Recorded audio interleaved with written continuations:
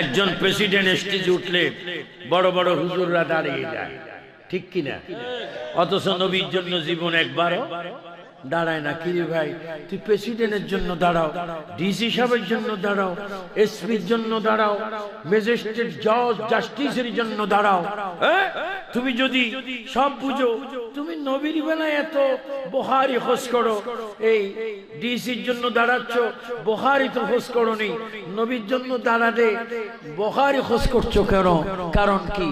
ভাই আমার একটা জন্মগত অভ্যাস আছে। জন্মগত অভ্যাসটা কি? আমি সব মানি, নবী মানি না, কারণ আমার জন্মের মধ্যে দোষ আছে। একটু জোরে বলেন, কিসের মধ্যে দোষ আছে? আর একটু জোরে বলেন, কিসের মধ্যে দোষ আছে?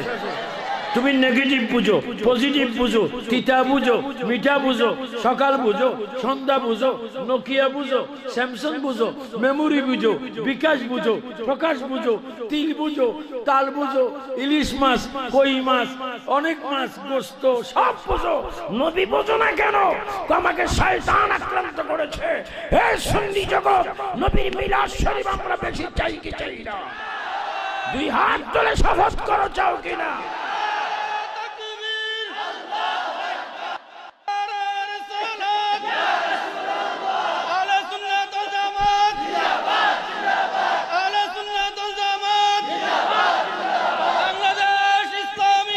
আল্লাহু আকবার, আল্লাহু আকবার, আর একটু জোরে বলুন আল্লাহু আকবার।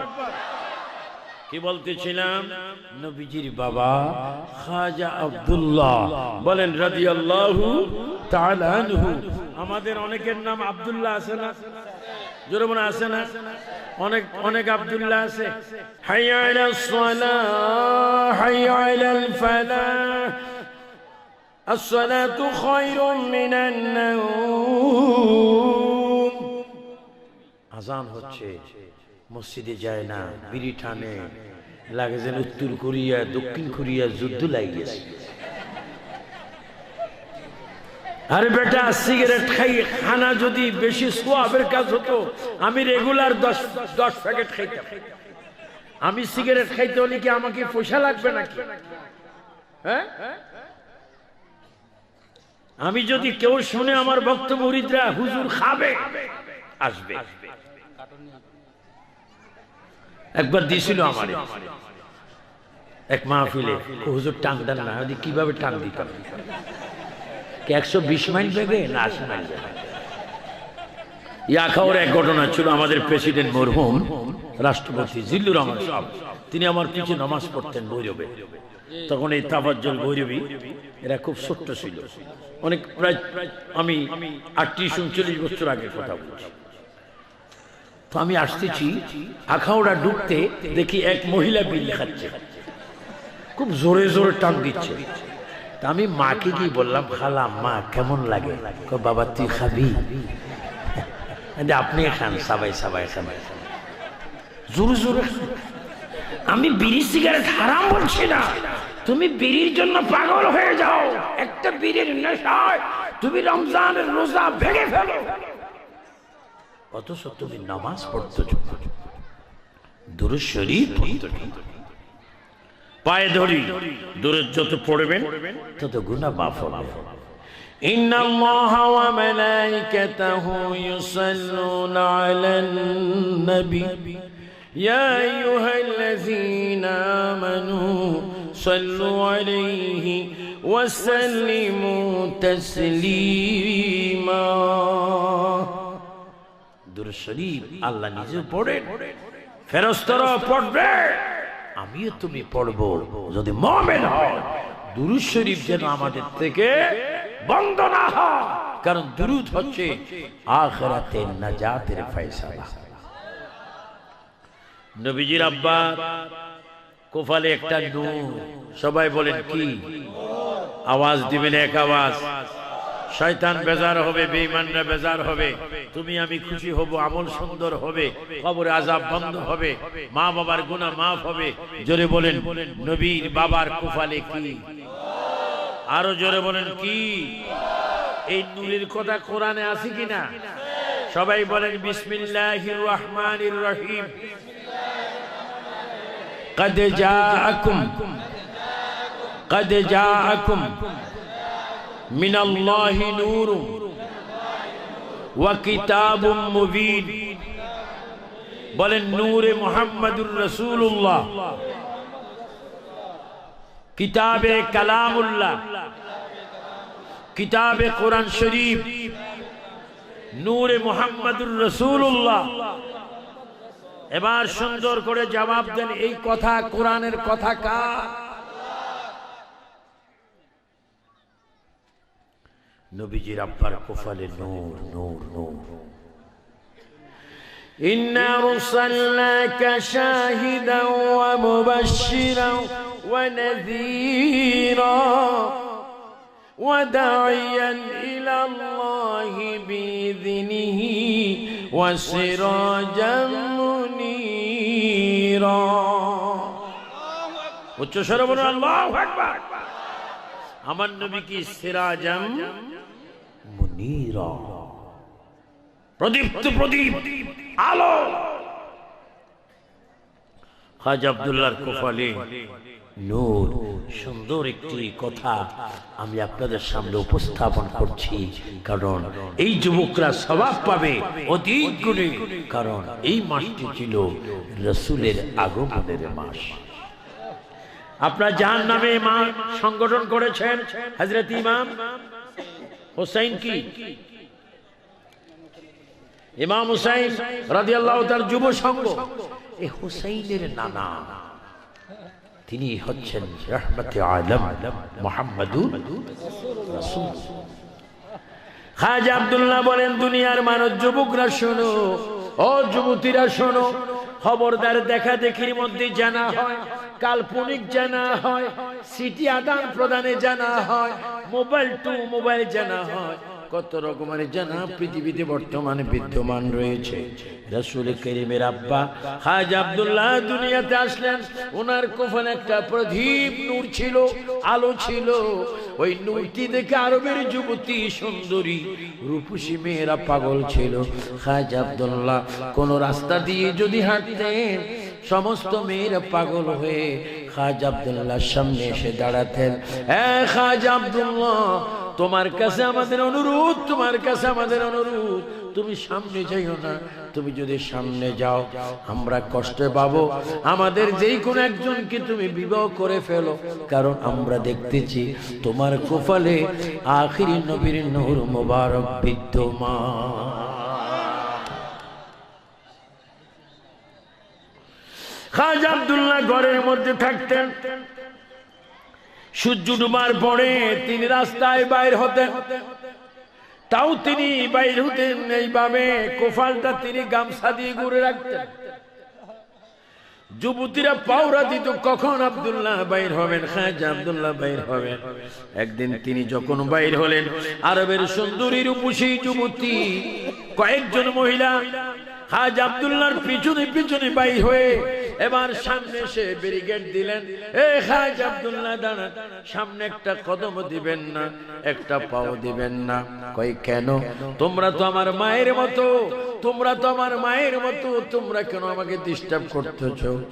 মেয়েরা জবাব দিচ্ছে, খাজা আব্দুল্লাহ, ও খাজা আব্দুল্লাহ, সন্ধ্যা হলে সূর্য ডুবে যায়, আর সন্ধ্যা হলে তোমার কপালে আমরা সূর্য দেখতে পাই।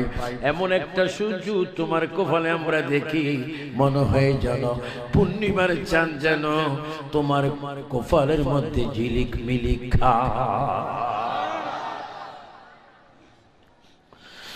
খাজা আব্দুল্লাহ, তুমি আমাদের যে কোন একজনকে শাদী করো। খাজা আব্দুল্লাহ রাদিয়াল্লাহু তাআলা বলেন, তোমাদেরকে শাদী করা আমার পক্ষে সম্ভব নয়, কারণ ইনি যদি নূর হয়, ইনি যদি নূর, তোমরা সাক্ষী দিচ্ছ, এই নূরের মা কে হবে? আল্লাহ তাআলা তা ঠিক করে রেখেছেন, আমি যাকে তাকে বিয়ে করতে পারবো না। আখির জামানার নবীর আম্মা কে হবে সেটা আল্লাহ নির্ধারণ করে রেখেছে। আর রাসূল নবীর মা হযরত বিবি আমেনা, ও মায়েরা, ও আমার মা বোনরা, তোমরা যারা আমার ওয়াজ শুনতেছ, তোমাদের দাম অনেক বেশি, তোমাদের মূল্য অনেক বেশি। ফসল হয় জমিনে, মানুষেরই ফসল হয় মায়ের গর্ভে, স্ত্রীর গর্ভে, ভাবির গর্ভে, বোনের গর্ভে, খালার গর্ভে, চাষির গর্ভে। ও মায়েরা, তোমাদের পায়ের নিচে আমাদের পায়ের নিচে বাটার জুতা। তোমরা জানোনি তোমার পায়ের নিচে সন্তানের একটা ব্যস্ত রয়েছে। এজন্য ওই মা বেশি উত্তম হবে যেই মা পর্দা করবে, 5 ওয়াক্ত নামাজ পড়বে, কোরআন শরীফ তেলাওয়াত করবে, গলার আওয়াজ শুরু করবে, বেগানা পুরুষের সাথে কোনো সম্পর্ক রাখবে না, কথাবার্তা বলবে না। ওই মায়ের ঘরে কিয়ামত পর্যন্ত এক একজন আল্লাহর ওলিও জন্ম নিতে পারে। বলেন আমাদের মা বাপ ভালো হোক, নামাজি হোক, পর্দা নিশীন হোক, এটা আমরা চাই কি চাই না?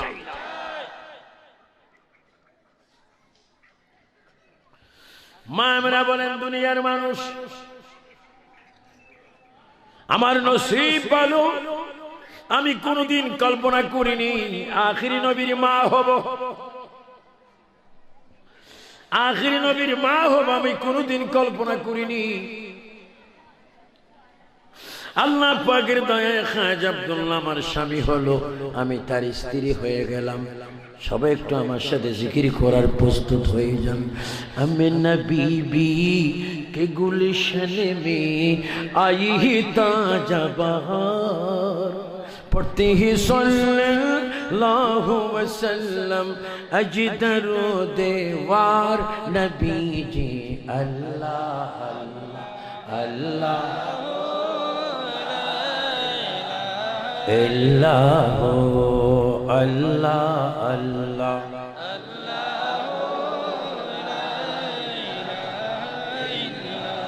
बरर बीउल अव्वल के आया दुर्यतीम, माह नबूवत मोहर रिसालत साहिब खुल्क अजीम नबी जी।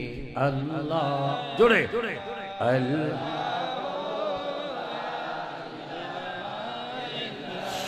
মরণের তুফান চলবে যখন নবী গো আমার। ও যুবক একটু জোরে বলো, মরণের তুফান চলবে যখন নবী গো দয়া করে দিবেন দেখা, দয়া দিবেন দেখা চেহারায়ে আনওয়ার নবী জি। আল্লাহ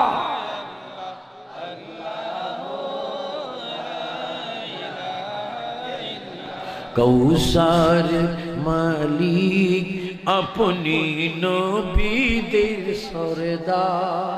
এ যুবক একটু মুখস্থ করো, বলো কৌসার মালিক আপনি নবীদের,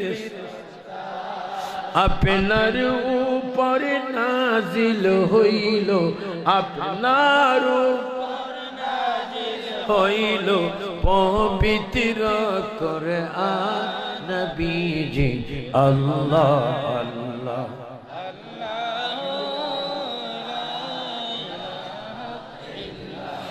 মামলা বলেন দুনিয়ার মানুষ, খাজা আব্দুল্লাহ আমাকে শাদী করলেন, আমি তার স্ত্রী হলাম।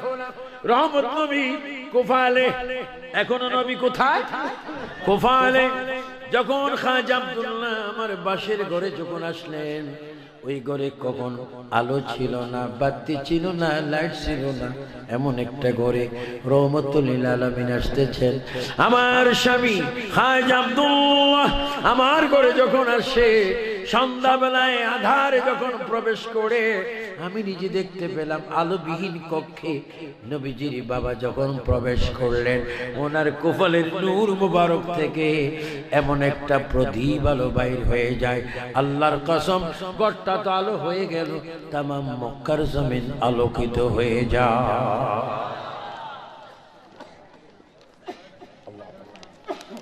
আল্লাহ,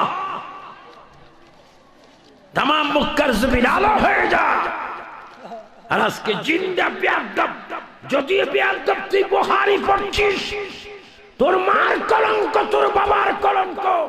নীল আকাশের নিচে তোর থাকার অধিকার নাই।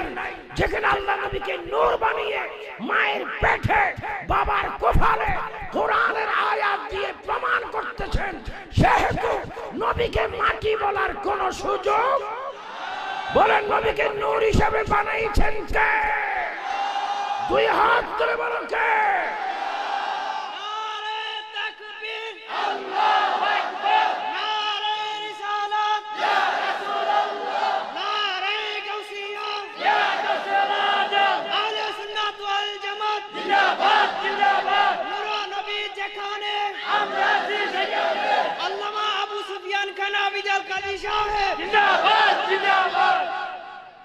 আচ্ছা, এগুলা তো বড় জাহেল।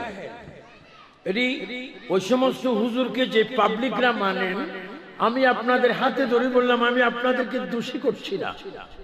আপনার বাবা আমার বাবা, ওনার নাম আদম সফিউল্লাহ।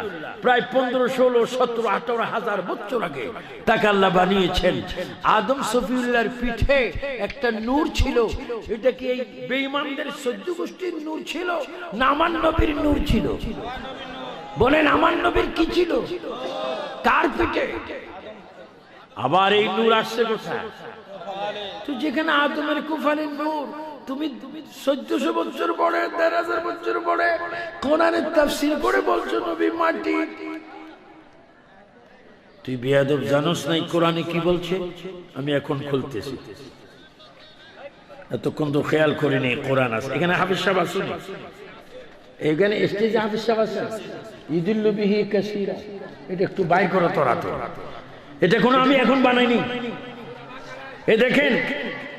এই দেখেন ওয়াজ করে 3 দিন, 7 দিন, 20 দিন তাফসীরুল কোরআন মাহফিল। বড় হুজুর আসি বড় বেয়াদবি করিবেন, আপনারা উপস্থিত হয়ে যান যদি জাহান্নামে যাওয়ার খেয়াল থাকে। ইউদিল্লু বিহি কাসীরা ওয়া ইয়াহদি বিহি কাসীরা ওয়া মা ইউদিল্লু বিহি ইল্লাল ফাসিকিন। আমার আল্লাহ বলে, শোনো আমি কি বলছি, শোনো। যারা ইসলাম করে অধিকাংশ জান্নাতি, আবার ইসলাম করে অধিকাংশ জাহান্নামী। নামাজ পড়ে অধিকাংশ জাহান্নামী, অধিকাংশ জান্নাতি। ওয়াজ করে কেউ জাহান্নামী কেউ জান্নাতি। সবাই জোরে জোরে বলো, হিদায়াতের মালিক কে? আওয়াজটা হলো আর একটু জোরে দাও, হিদায়াতের মালিক কে? ও কোরআন শরীফ রে খারিজিরা, রাফিজিরা, শিয়ারা, জামাতিরা, সালাফিরা, ওয়াহাবিরা, তুমি কোরআনের তাফসীর করে, ও কোরআন তোমার মাঝে কয়টা সূরা? 100। ও কোরআন তোমার মধ্যে কয়টা সূরা? কোরআন শরীফ বলবে আমার মধ্যে 114টা সূরা। কোরআন রে কতগুলা সূরার নাম মক্কা নামে, আবার কতগুলা সূরার নাম মদিনা নামে। কিন্তু কোরআন রে তোমার কাছে আমরা প্রশ্ন করতে চাই, নবীর মিলাদুন নবী হওয়ার 40 বছর পরে তুমি কোরআন লৌহ মাহফুজ থেকে আগমন করেছো। ও কোরআন তোমার বাড়িতে লৌহ মাহফুজে একটা ঠিক রয়েছে, তারপরে কোন সূরা ফাতিহার আগে আমরা মাক্কিয়া দেখি, আবার সূরা বাকরার আগে আমরা মাদানিয়া দেখি। ও কোরআন রে তোমার বাড়ি তো লৌহ মাহফুজে, কিন্তু এখানে কখনো মক্কায় আবার কখনো মদিনায়। কোরআন শরীফ জবাব দেবে, রসুলে মক্কি যখন মদিনায় আমি নবীর পিছে পিছে মক্কায়, নবী যখন মদিনায় আমি নবীর পিছে পিছে মদিনায়। আমার নূরের নবী যখন যেই শহরে, আমি আল্লাহর কোরআন তখন সেই শহরে। উচ্চ স্বরে বলে আল্লাহু আকবার।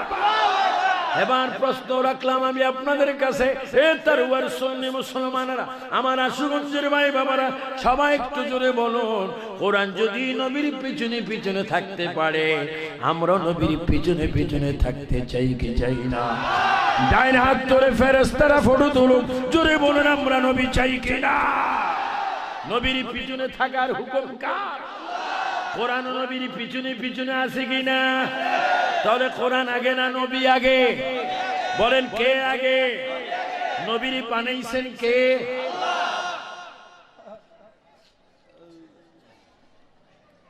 এই কোরআনের একটা আয়াত নাযিল হতো না যদি আমার নবী যদি পৃথিবীতে তাশরীফ না আনতেন।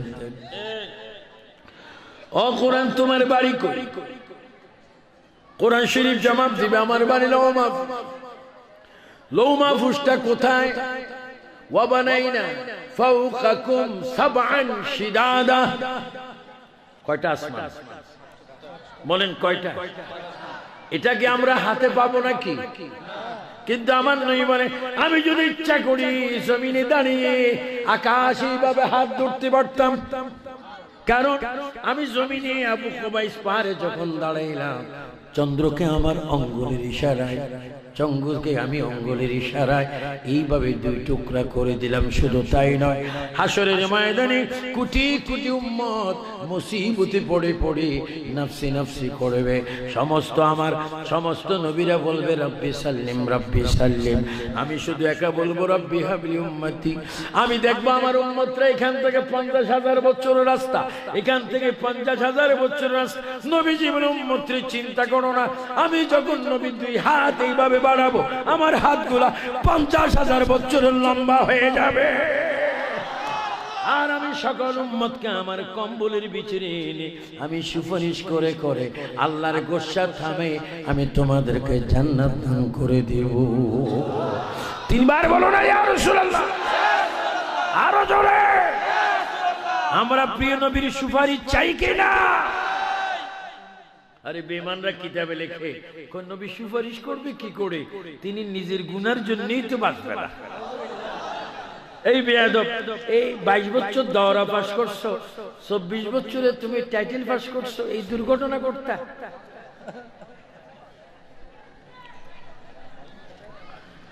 আমার বড় আফসোস, আমি এত বছর ওয়াজ করি, একটা গ্যাজেট মার্কা ওয়াহাবি সামনে পাইলাম। আসে বহু আসছে, बहु अरसे ऐसा है कैसा है, पगड़ी भी प्राय 22 केजी है, दाढ़ी भी 500 ग्राम है, तस्बीह भी 100 ग्राम है। आशे हुजूर बस मादी बस बस ना बस। एक बड़ा हमारे बोले हुजूर, पापने बोले हुजूर नमाज ज़्यादा फर्ज दुआ नहीं, दुआ नहीं करना तो बद दुआ करो।